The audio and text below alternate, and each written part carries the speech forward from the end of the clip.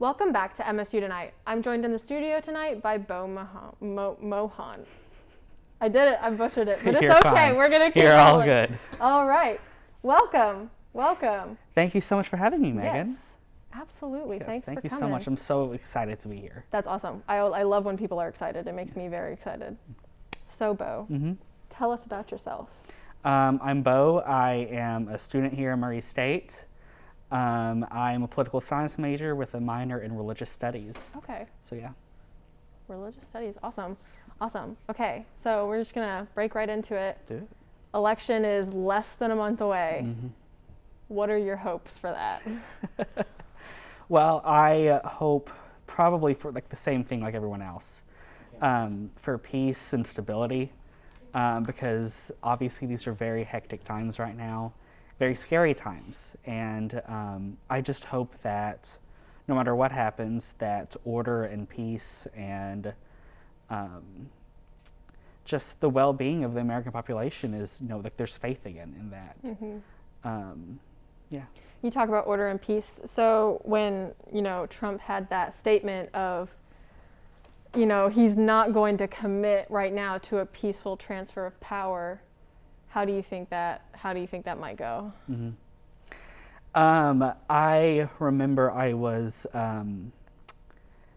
been living in Nebraska, Omaha, Nebraska for the past year, and as the news, with COVID came out, I'm like, well, maybe this is his time to shine. Maybe he'll pull something out of the bag, and President Trump will actually finally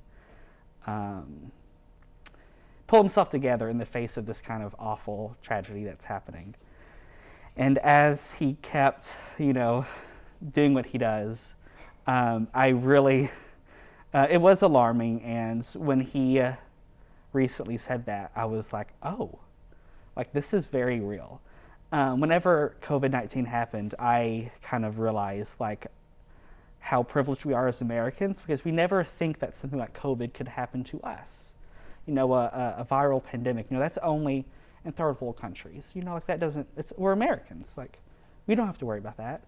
And after that happened, I realized, oh, just because we live in America does not mean that we are immune to the things that everyone else is.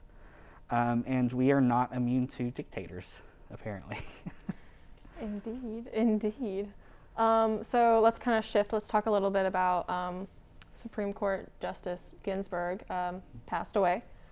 His nominee for her replacement is Amy Coney Barrett, who has said a lot of things in the realm of being anti-separation of church and state, being someone who would support overturning Roe v. Wade, someone who would overturn marriage equality.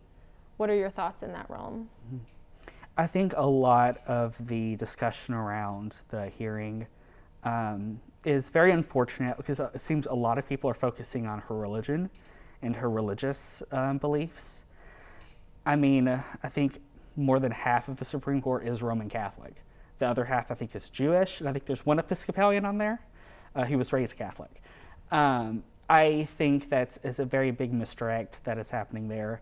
I think the real problem that people are having with her is her views in the Constitution and what her actual views are, not her religious views per se. I think her religious views will affect her, but they affect all the other judges. So I do think, personally, I think there is cause for concern for those, the risk of those being overturned, those past decisions. I do not think it's in the same way of the discussions that we are seeing right now. So yeah. Okay. So let's shift to local. Let's talk a little bit about the Robert E. Lee statue on the court square. Let's talk about the whites only water fountain that's there, and the protests that have been kind of culminating around that. In general, with Kenny Imes, kind of being like a force for we have to keep it there. What are your thoughts surrounding that? It is very baffling to me. I'm from Graves County originally. We still have a Confederate, I think it is a water fountain as well. It's just holds flowers. Um, it's just the oddest thing because you would think that at a government facility, especially a courthouse, where if you walk in, especially for, I know we have a traditional building, but like for a trial traditionally, you would think, you want everyone to feel equal walking in. Walking past the courthouse, if you are a Black American, I do not see how they could feel equal or even safe walking by that, especially where we know the history of who put it up and why. By the Daughters of the Confederacy during the Jim Crow era. Like that, it is very much, it's very clear what the message was intended to be, and it still is. We are not alone on this. Obviously America at large is very much grappling with our history of blatant racism, that has just hidden itself. Slavery was never abolished. It just evolved. Just moved into the prison system. Mm-hmm, it just evolved and it hid itself. And I am both, hopeful for the discussions that are going on, but also it is sad to see that this still has to go on. So many years past the civil rights movement. I was taught the civil rights movement was Martin Luther King Jr. marching, and a little old Black woman in a bus who didn't give up her seat. I wasn't told about Malcolm X and the real struggle that they have had to go through, and a lot of communities still are going through. So I am hopeful that maybe, just maybe, white people will be inconvenienced enough that they'll actually have to start caring. Mm-hmm. Okay. Gonna shift it again back to like elections. So what are some platforms that you really want to see tackled in this next, like after the election happens in the next presidency, in terms of like, is it climate change? Is it Second Amendment? Do we want to restrict guns? What are some things you want to see happen? Mm-hmm. I think, well, first starting locally, I think obviously so many local communities are struggling and, kind of gasping for air in this pandemic.